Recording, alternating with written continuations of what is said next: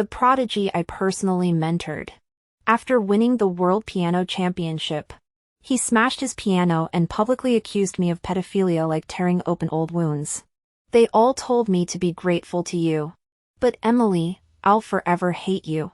That day, his video surpassed 100 million views, hailed by netizens as the ultimate tragic hero. Meanwhile, I was dragged down from my pedestal and crucified on the pillory of shame. Only I knew he resented me for breaking up with that delinquent girl who got him smoking and drinking, that he'd been plotting his revenge all along. So this time around, I walked straight past him and chose the hearing-impaired boy nearby instead. Yet later, he played that same impossibly difficult piece from our previous life. Begging me desperately, I perfected it. Please don't abandon me. The kid's exceptionally gifted. With proper training, he could go far, the program director said, pointing at the brooding figure by the piano, admiration flickering through his eyes before sighing. But his family's struggling. Not everyone can afford this ivory tower pursuit. I stared at the familiar rebellious silhouette, seeing through time to that future where I became public enemy number one, dethroned, discarded, drowned in hatred. And he'd been the architect of it all. Last lifetime. I'd come here this very day after hearing rumors of extraordinary talent. The moment I saw Liam at that piano bench with his alcoholic father and absent mother, I knew that household bred chaos. Driven by belief in his genius, I'd pulled him from the gutter, solved all his problems, poured my entire being into molding him into a virtuoso. When he started winning national competitions, the media crowned him the next global sensation. For his career, I pushed harder, preparing him ruthlessly for the world championship. Then he fell for some punk girl who dragged him into smoking, drinking, skipping practice. Even genius needs discipline. Raw talent alone is rootless. Destined to wither. After multiple wrong notes during competition, I forced their breakup. Even confronted her parents. The girl got hastily married off. Liam finally refocused. But when I tried exposing her true motives, that she'd been planted by rivals to sabotage him, it was too late. On his championship day, Liam dominated the competition. As the nation celebrated me as their greatest coach, he shattered his piano with a chair before millions watching live, discarding the gold medal to declare, "Emily, they all say I should thank you, but I'll always hate you." The fallout was instant. Pedophile. Homewrecker. Disgrace to the profession. Under the onslaught, I climbed that rooftop, only to wake up here again. I steadied my trembling hands as the director whispered, "Coach Carter? We'll take him?" My gaze lingered on Liam across the room. He seemed to sense something, turning to meet my gaze before I quickly looked away. Him. To everyone's surprise, I pointed at the boy in the corner. Daniel's clothes were torn, hearing aid lying on the floor, yet the fire in his eyes when glancing at the piano remained undimmed. If I remembered correctly, this was Daniel, the boy who'd placed second in piano competitions despite his hearing impairment. I'd once wondered how far he could have gone without his disability, only to watch him die tragically young in my past life. This time, things would be different. The coordinator gasped. "Daniel? He's hearing impaired. Emily, what's most crucial in piano? I believe you understand better than I do." His booming voice made both Daniel and Liam turn toward us. Liam's youthful face twisted with anger. Confusion flickered through me. Had he also been reborn? If so, why rage at my rejection instead of relief? Kneeling, I retrieved Daniel's hearing aid and gently secured it. "Hearing loss changes nothing," I stated firmly. "Musical greatness isn't about perfect ears. Wasn't Beethoven deaf in his later years? Does that erase his legacy?" The coordinator sighed. "There's only one Beethoven. Who's to say we can't have another?" Smiling, I extended my hand to Daniel. "Will you learn piano with me?" His emphatic nod warmed my heart. As we exited, Liam chased after us, voice trembling. What, about me? That sealed it, he remembered our past too. But Daniel's grip tightened on my hand. Your path isn't mine, I told Liam coldly, walking away without looking back. At the training center, colleagues mocked my choice. Emily, the piano virtuoso who rejects wealthy students for a deaf kid? How's he supposed to win, by memorizing keyboard positions? I simply squeezed Daniel's hand tighter. In my studio, sunlight glinted off the grand piano. Try it, I encouraged, patting his shoulder. His rendition of Twinkle Twinkle Little Star flowed with unexpected nuance despite technical flaws. Measure 3 needs cleaner articulation, I noted. The bridge section's timing drifts. Daniel absorbed every correction without question. When I assigned 100 repetitions, he simply nodded. Memories surfaced, last lifetime. Liam had protested similar drills. I mastered this at 5. Why waste time on baby stuff? Why don't you ask? I finally pressed Daniel. He looked up, eyes shining. Teacher knows best. My fingers brushed through his hair, still boyish yet hinting at the man he'd become. That unquenchable spark of potential burning bright. Over the next few days, Daniel rigorously followed my training methods, his skills growing increasingly polished. Even when I got up late at night, he'd still be practicing. The distinctive sound of the piano drew me to where Daniel sat playing, rubbing sleep from my eyes. I approached. Daniel, shouldn't you be resting?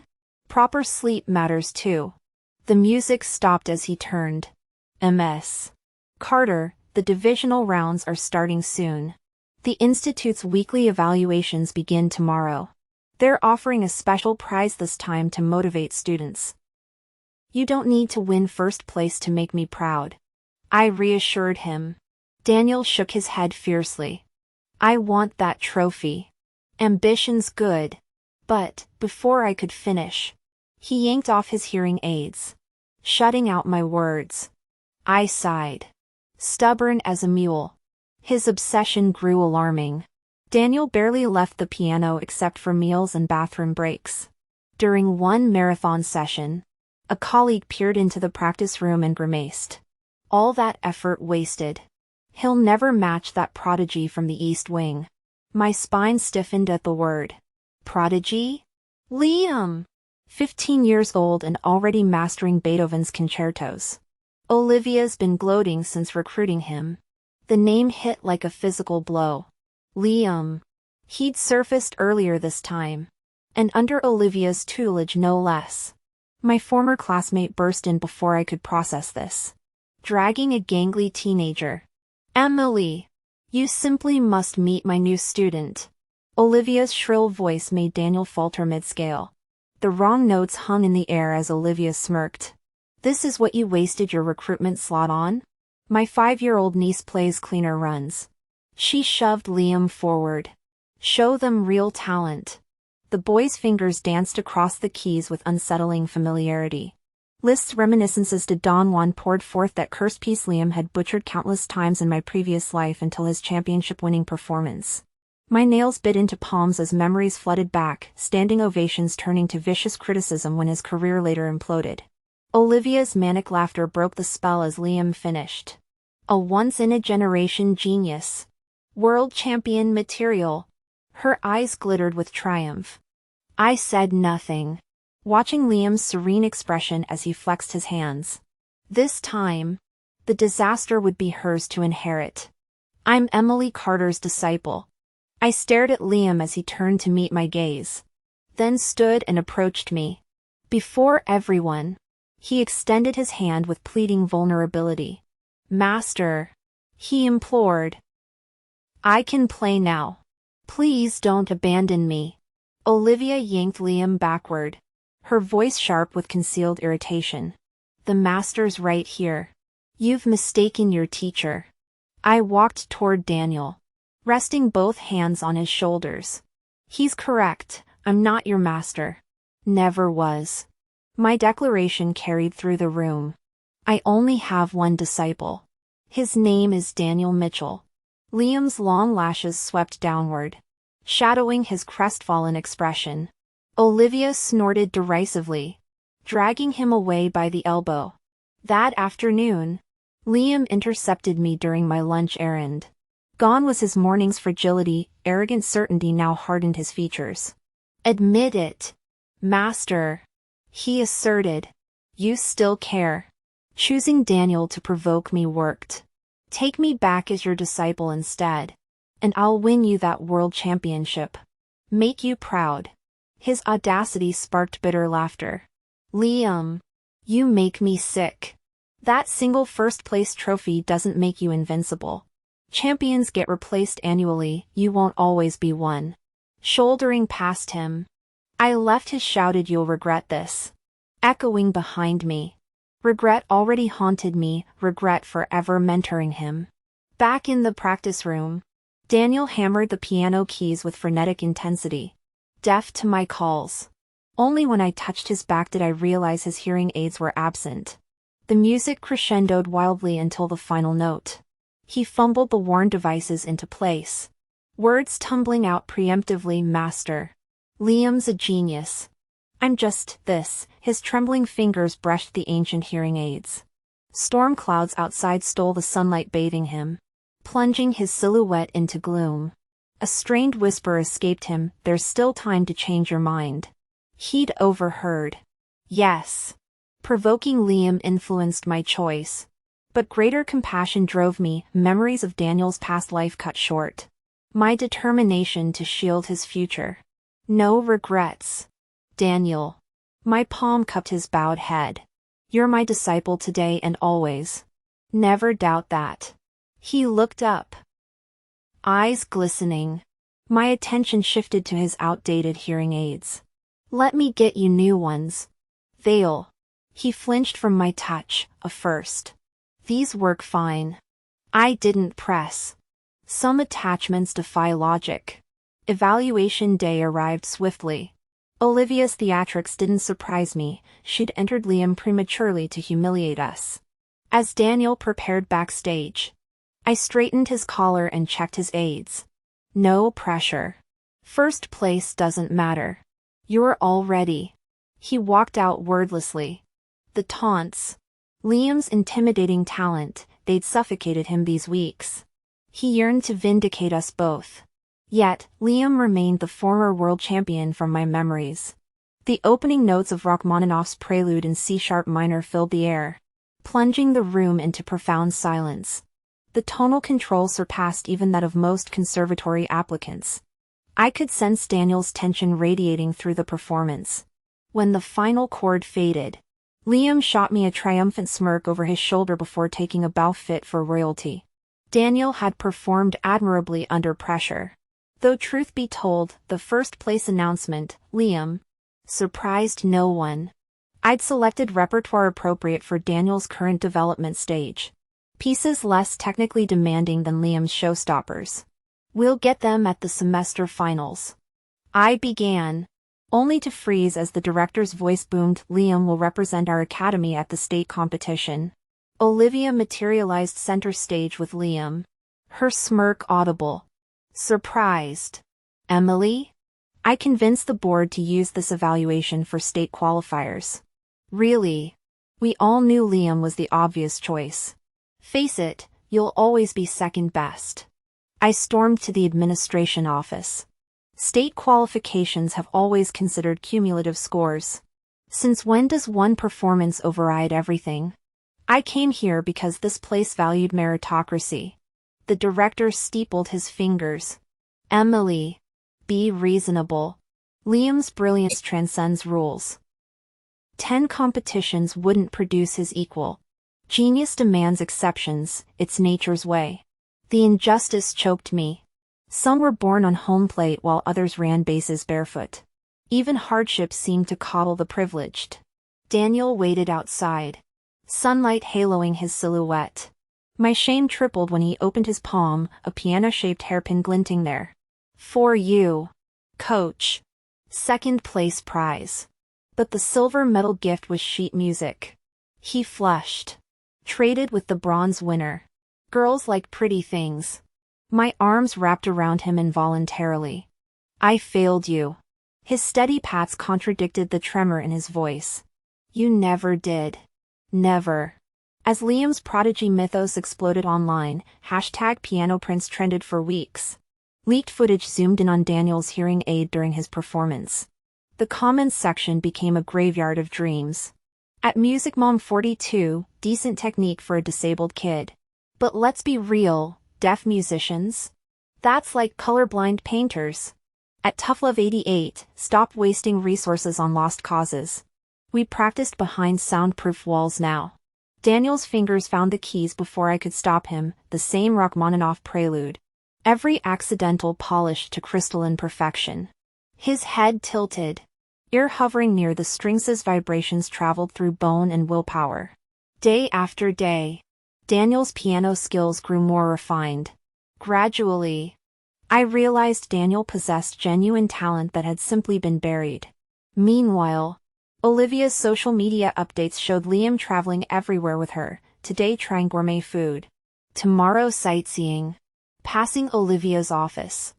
I noticed the prolonged absence of piano music. She'd packaged Liam as a natural genius requiring no practice. When challenged, she'd calmly state, at this level, Liam needs mental clarity.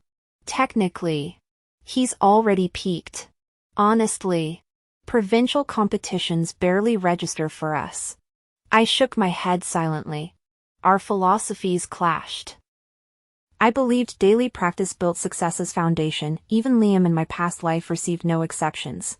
Drilling harder than peers. I refused to squander talent. Striving to maximize potential. Pity I'd chosen wrong before. At least this time was different. Liam skipped subsequent evaluations while Daniel consistently took first place. When all eyes admired the sun, the moon quietly rises, destined to shine brilliantly at nightfall. Everything should have progressed smoothly, until I noticed changes. Daniel always extended practice sessions until I intervened. Recently, he vanished after basic drills. Days passed this way. Again finding the practice room empty. I frowned. Emily. Liam leaned against the wall, taller now with slightly longer hair shadowing his face. His voice carried new depth. Looking for Daniel? I turned to leave. He cornered me. Can't stand talking to me? Yes. Our gazes locked. Coach. I know I was wrong before, shouldn't have doubted you. Afterward. I found that girl. Finally understood she targeted me deliberately. My fault. But, his tone shifted slyly. Were you blameless? Endless drills would break anyone. You were my everything. How could you abandon me? His words chilled me. When I heard you discussing marriage plans, what about me? Initially, I scorned that girl, wanted to provoke you. But she showed me fascinating new worlds. I fell for her. Just, human weakness. Coach Carter. Emily. ANI. Enough. I snapped, realizing his warped fixation. That marriage conversation? Just deflecting my nosy neighbor. Liam. I spat. The perversion's yours alone. Human weakness? Pathetic excuse for betrayal. Let me tell you. Daniel? He laughed darkly. Still naive. Coach? Why do you think I'm here? Believe your precious deaf boy's actually noble? He's 100 times more despicable than I am. If you don't believe me, go check the diner on Peace Road, there's a surprise waiting. His conviction made me inexplicably panicked. Though I forced composure to drive him away. Emily. I trust you. I chanted this mantra countless times on the road until I saw Daniel in person. Freezing mid-step. There he sat at the grand piano in the center hall. Crisp tailcoat sleeves dancing as cheerful melodies flowed. My brows furrowed. Why would he come here? When the performance ended, I watched him change clothes. A girl stood nearby whispering something that made him turn anxiously, unaware of her mischievous smirk when his back was turned. Recognition hit like ice water. That bleached blonde troublemaker in waitress uniform was none other than Sophia, the same girl who'd been with Liam in my past life. Had Daniel really come here for her? Stumbling outside. Coughing seized me until tears streamed down my face. Leaning against the cold brick wall, I whispered hoarsely, "Am I truly this pathetic?" Different people. Same outcome.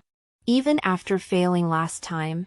I'd clung to righteousness. If one person condemns me, they're wrong. If 10,000 do, 10,000 are wrong. But now, how could I dismiss it when that 10,000 included Daniel and Liam? Their judgment cut deeper than any stranger's. The wind bit through tear-stained cheeks. Above, stars had vanished, leaving only the moon's pale eye. I trudged back to the training base, drowning myself in darkness until sudden light stabbed my eyes. "Emily, why sit in the dark?" That voice startled me. Daniel's tone had changed. Gone was the youthful lilt, replaced by a low, practiced cadence mismatched with his age. My gaze drifted to the new hearing aid gleaming at his ear. "Who gave you that?"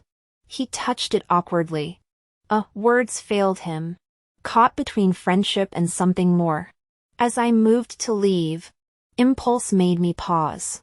"Daniel, if you're dealing with anything, you can tell me. I might not refuse. Last chance. Final attempt." "Nothing's wrong, Emily." Numbly, I nodded.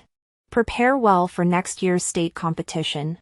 The next encounter happened mundanely. There stood Sophia inside our secured compound, handing Daniel a battered hearing aid.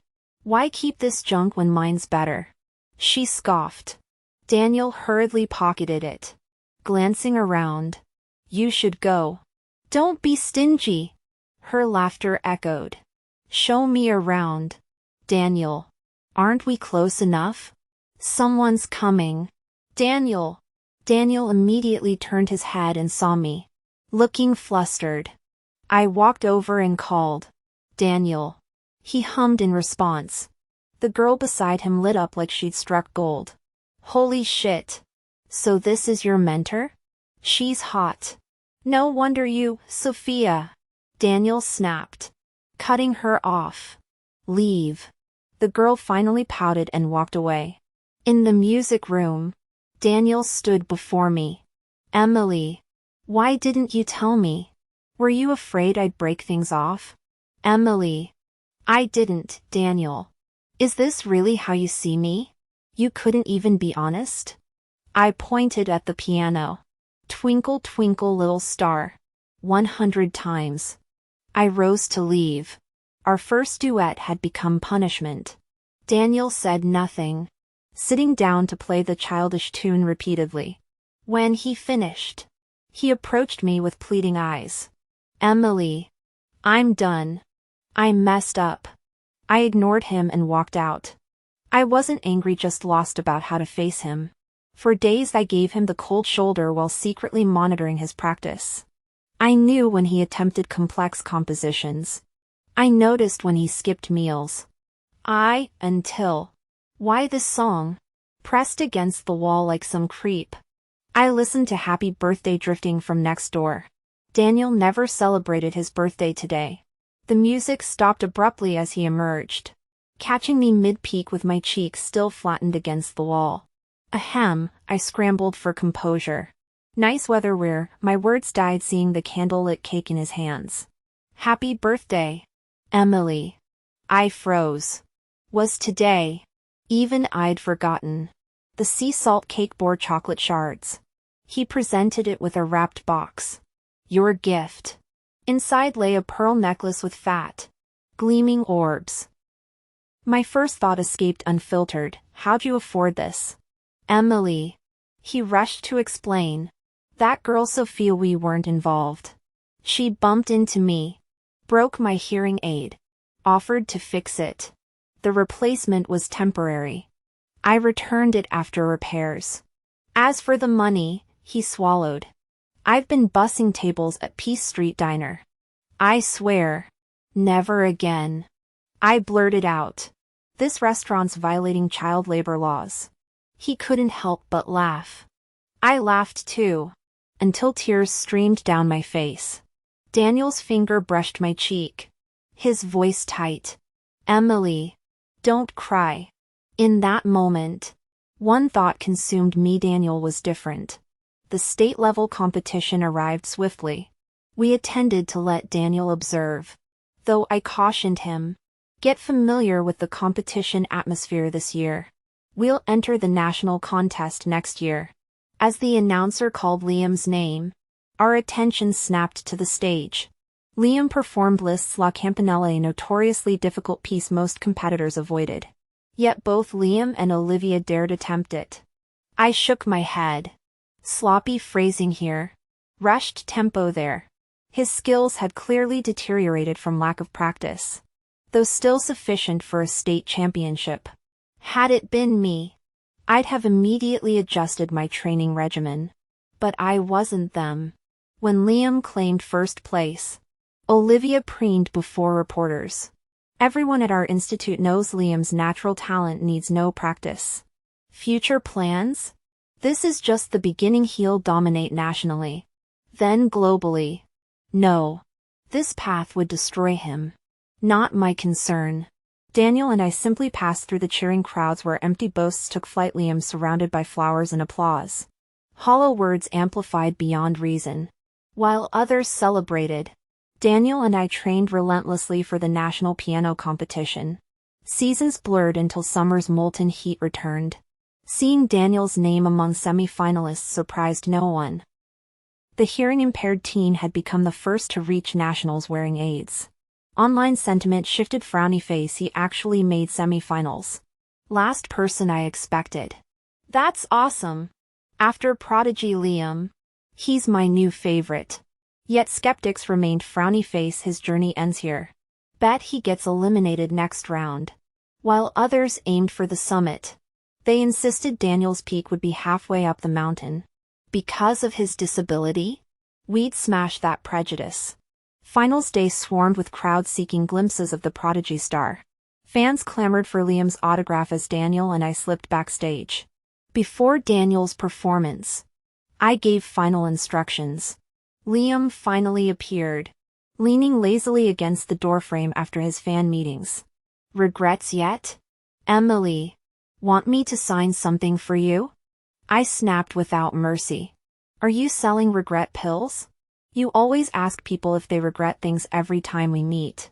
Liam, you'd better focus on preparing your piano piece instead. He smirked. Others might not know how talented I am, but you definitely do. What a psycho. Arguing with an idiot is a waste of time. He tried to speak again but got distracted by piano music. It was Daniel. The melody seemed to pierce through everything, making us its devout followers. As time stretched, I found myself smiling unconsciously. Daniel was performing phenomenally well, so well that Liam's face paled. That's impossible, Liam muttered.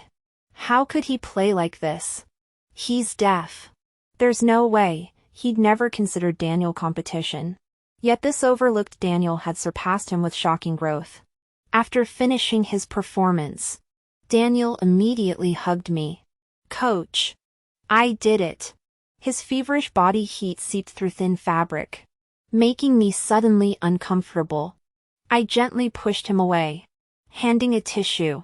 Yes, I saw. Wipe your sweat. We then watched Liam's performance. He chose another extremely difficult piece, as if to prove his worth. But where sheet music used to obey his command, it now defied him. Multiple mistakes snowballed into complete disarray. Liam was experiencing his first major failure. Outside the venue, reporters swarmed Liam and Olivia. What caused today's mistakes? Complacency from being called genius? How does it feel being surpassed by Daniel? Daniel and I got surrounded too. Emily, why did you choose Daniel over Liam initially? My student, now taller and broader than me, shielded me through the crowd until we reached our car. His protective stance gave me fleeting thoughts of leaning on him. During our celebration dinner, I lectured between bites. You're national champion now. But stay humble. Next goal's world champion. Keep daily practice, he kept nodding while serving me hot pot ingredients. Through rising steam. His veined hands moved like phantom limbs. I suddenly remembered those blush-inducing novels my colleague showed me. They described hands exactly like these. My throat tightened with an unexpected cough. The hands flashed before my eyes, one patted my back while the other offered a teacup. A few scalding drops spilled onto my palm as I fumbled. Damn, my coughing intensified. Emily? Emily? I shoved Daniel away, only calming when the hands vanished. I'm fine. That night, I bolted upright to see a silhouette. Daniel? He hummed in response, voice gravelly. Your throat, was the hot pot too spicy? I asked before freezing at the raw hunger in his eyes. Emily. His burning palms slid up my arms. I shook my head. No. Daniel. We can't, gasping awake. I found him leaning over me. Emily? His voice trailed off as he approached. The dream's vividness flooded me with guilt and frustration. I feigned calm. Why are you here so late? Since Daniel had nowhere else. He'd been staying in my training center apartment's spare music room. He lifted his water glass. Got thirsty. But Emily, I heard you calling my name. Saying no. What were you dreaming? I clenched the sheets. That you rebelled against piano practice. Hence the no. Ah. He smirked. I'd never disobey you. Never. After that night, awkwardness festered. I avoided him until he cornered me post-training. Emily. Why the distance? Did I mess up? I'm not avoiding you. You're terrible at lying. A woman's voice cut through. Daniel. His expression darkened as a woman resembling him approached, his mother. Her blue dress shimmered under sunlight. You must be Emily. I've been occupied these years. Thank you for looking after my son. Confusion spiked. Daniel was supposed to be an orphan, both in my past life and this one. Pleasure. Mrs. Mitchell. But why haven't we? She stiffened. Certain matters delayed, when Daniel was young. Daniel lunged between us. Transformed, a feral beast with bloodshot eyes and bulging veins. Get out! He roared. Shoving her. Stunned. I moved to intervene. But he turned to me, shattered porcelain. Emily, his voice cracked. I stepped forward. Shielding Daniel. Ma'am. You never showed up before. But suddenly appear after Daniel won the championship. Forgive me for being skeptical. To my knowledge, Daniel is an orphan. Please leave. The woman looked incredulous. Pointing at herself. Emily. Can't you see the family resemblance? This is between mother and son. You're overstepping. I stood my ground. All I know is he's my protege. My only protege. And he told me he has no mother. If you don't leave, I'll call security. Her face twisted before she stormed away. When the door closed, I turned to find Daniel staring at the floor. I pulled him into an embrace. No one can force you to do anything. I'll always protect you. A single tear slid down his cheek onto my shoulder. I thought that woman's appearance was an isolated incident.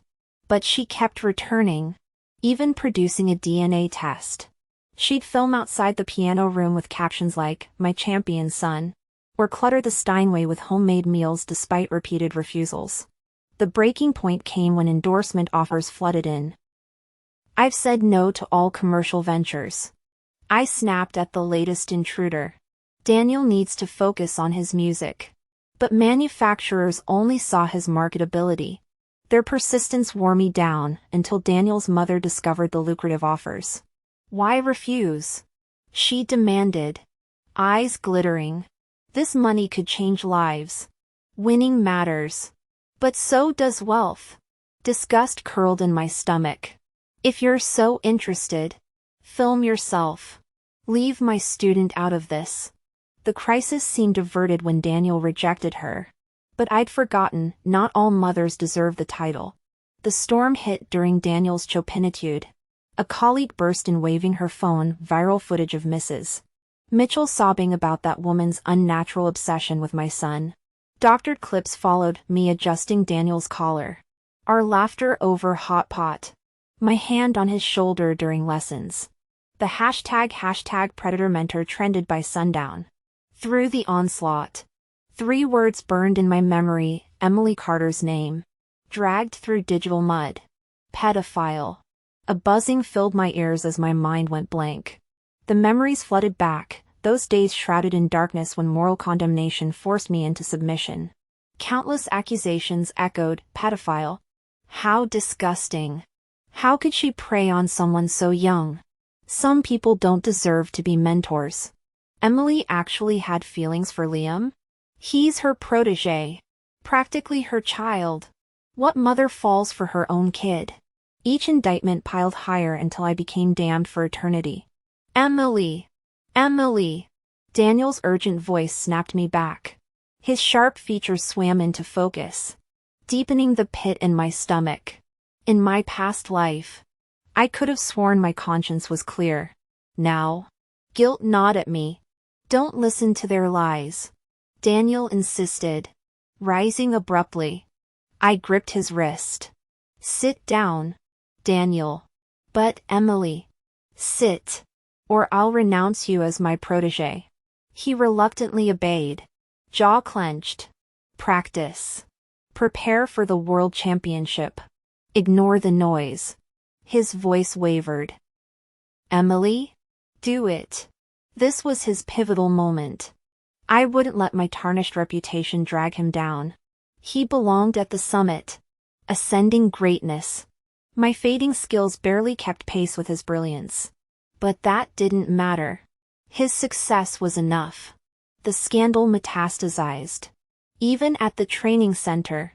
Sidelong glances followed me. When Daniel finally voiced his request. I'd anticipated it. Emily, I want my mom accompanying me to Worlds. I nodded. Of course. My presence would only embarrass him now. Could you not come at all? His lashes cast shadows over downcast eyes. Please. The final blow. After endless silence. I whispered. I won't. He vanished by dawn, erasing every trace of himself from our shared space. Worlds approached, he'd already left orbit. Cradling lukewarm milk. I sat motionless until the creeping itch began. I'm lactose intolerant. How could I forget? Just then, a noise came from the doorway. My eyes lit up, heart racing, until I saw who it was. Then my stomach dropped. It was Liam. What are you doing here? He stepped closer, crouching to study me, brushing the back of his hand against my cheek. Emily, how did you end up like this? Now you see who truly loves you? I always warned you Daniel was 10 million times worse than me. I shoved him with all my strength. He's 10 million times better than you. Get away from me. He easily caught my wrist, pulling a syringe from behind his back to jab into my arm. Sleep now, Emily. Everything blurred. When I woke again, I was on a plane, limbs heavy. Someone tucked a blanket around me. Awake. Emily? Where are you taking me? To the place you want most. To see the person you want most. Emily. Only when you witness Daniel shining under the spotlight and abandoning you will you understand how good I am. I twisted to glare at him. You orchestrated all this. Didn't you? I wondered from the start, why send that girl after Daniel when you're the star? He was nobody. Half deaf. Then Daniel's mother conveniently reappears after years? Too coincidental. Your involvement explains everything. You knew Sophia, used her to destroy Daniel. Then recruited his mother. Even leaked the pedophile scandal. Right. Liam? Liam rubbed his chin, listening intently. Then booped my nose. So clever. My Emily.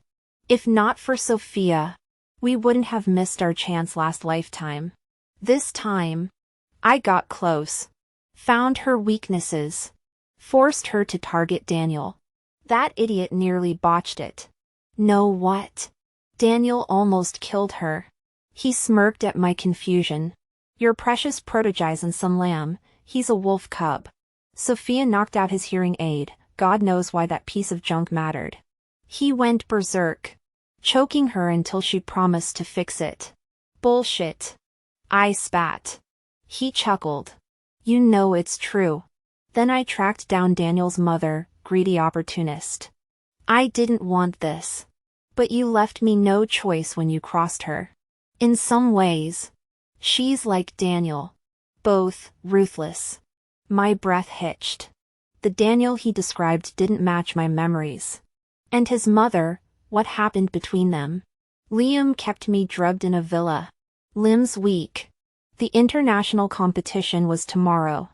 I didn't sleep. Nervousness churned in my gut, soon I'd see Daniel again. Sorry, Daniel. I broke my promise. At the venue, Liam seated us in prime front row seats. Then Daniel took the stage. The single spotlight fell on Daniel as he stood there in a tailored suit. That worn-out hearing aid still clinging to his ear. My boy. Time had sculpted away the youth I once knew. He settled onto the piano bench, fingers cascading across the keys. The music swelled. His eyes shut in rapture. The entire audience held its breath. I smiled through the ache. Liam. You'll never catch up to him now. Never. Daniel had clawed his way from darkness into blinding sunlight. His ascent unstoppable. He wasn't just rising, he was becoming legend. The man at that piano was springtime incarnate. Liam's smirk glinted poisonous. Doesn't matter. Emily. You'll stay here in the shadows with me. His whisper slithered through the fading notes. Even if he conquers the world, you won't be there to see it. He sacrificed you for this. The final chord hung suspended. Thunderous applause erupted as Daniel rose from the bench. I mouthed the words into the roaring void, I wouldn't have it any other way. Later, under Klieg lights, Daniel accepted his international award. The cameras pivoted to me, designer gown, practiced smile. As Daniel Mitchell's mother, I couldn't be prouder. The lie tasted of ash. May his star keep rising. Then the microphone crackled in his grip. I'm guilty. The gala crowd rippled with shock. Daniel's knuckles whitened. Guilty of living a lie. His confession spilled raw, the childhood spent chained to piano keys. The fever that stole his hearing at 16. The mother who vanished when her prodigy became damaged goods. The hearing aid? His finger brushed the device. My lifeline. Given by the woman who pulled me from suicide's edge. The spotlights found me trembling in the front row. Emily didn't just reignite my music. She became my music. My every breath. My forbidden sunrise. The award podium blurred through my tears. Memories kaleidoscoped the broken teen I'd mentored. The recitals where I'd lip-read instructions. The night we'd burned his conservatory rejection letters together. His hand gripping mine as the hearing aid's first beat made him sob. Daniel's voice broke. Tonight's not about awards. It's about truth. The teacher they called my charity case? He flung his golden trophy. It shattered at my feet. Meet the woman I'd forsake heaven for. The gasps around me meant nothing. All I saw was Daniel standing bare-souled before the world. My fingers traced the old scar where I'd caught him smashing his piano that desperate winter night. Daniel Mitchell shouldn't exist. His whisper carried through dead silence. But Emily? She resurrected me. Now let them crucify us both. Was it worth it? Daniel's words caused an uproar. Mrs. Mitchell's past misdeeds resurfaced. Getting her dragged online until she cracked under pressure and exposed Liam too. Meanwhile, I stood there staring at Daniel. Panic filled his eyes. Emily, why did you still come? I've failed you. I'm sorry you had to see me like this. I shook my head. Daniel, You're amazing. Truly. I knew it from our first meeting. You shine so brightly, falling for you was inevitable. I only realized it now.